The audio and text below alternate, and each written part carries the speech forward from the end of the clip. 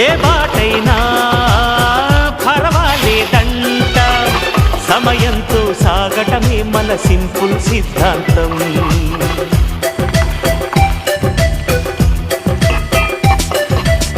చిరుగాలికి పరిమళమిచ్చే సిరిమల్లెల వనమై ఉందాం, గగనాన్ని నేలను కలిపే హరివిల్లుల బంతెన అవుదాం.